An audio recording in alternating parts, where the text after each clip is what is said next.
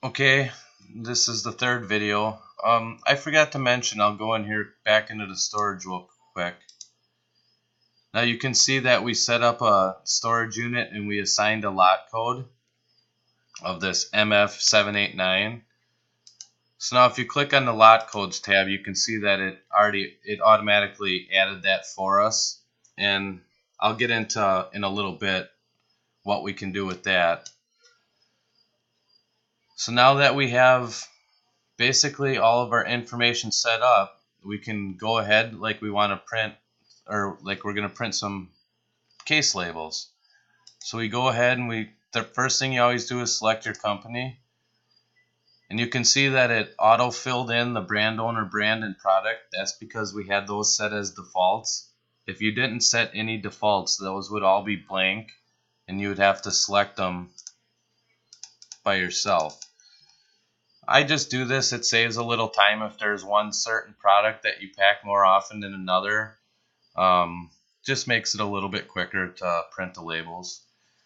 But now you can see here is the small one is your case label and the big one is your pallet tag. So now you can see that we have right here selected. These are strawberries, Apollo variety. And they're going to be 8 2-pound clamshells. And the size is small and the grade is number 1, Produce of Mexico. And then it'll have their company information here. The pack date, that's required for PTI. And here is the UPC. These big numbers here in this black box, that's called a voice pick code. I'm not sure if you know what those are. That's auto-generated by my program using a special algorithm. It's basically for distribution centers to help the workers find pallets faster. So we don't need to worry about that.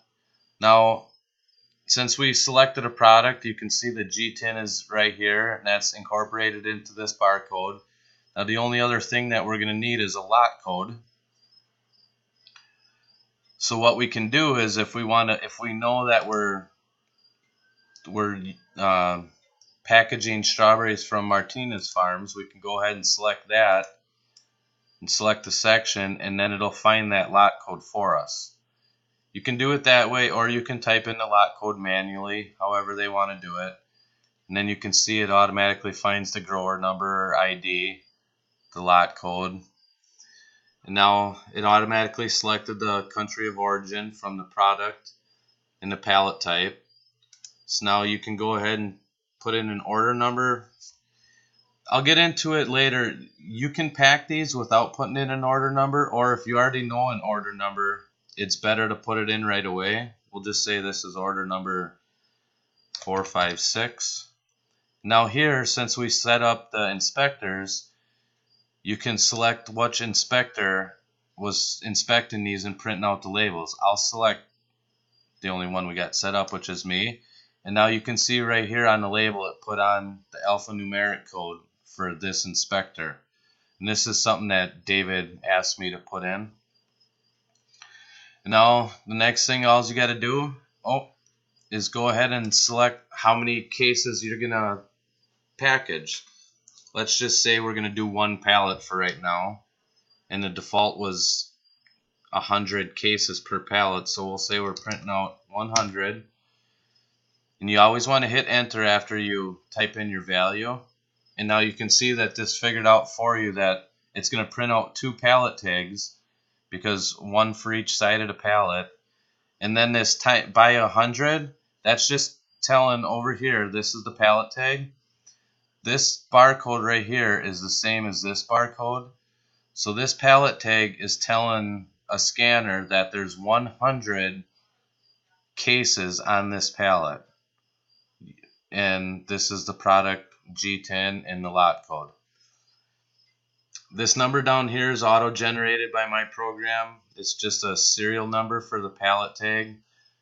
Nothing you need to worry about there. So now if we were to go ahead and print, since we had this add print runs to the product inventory checked, now if we go ahead and we hit print,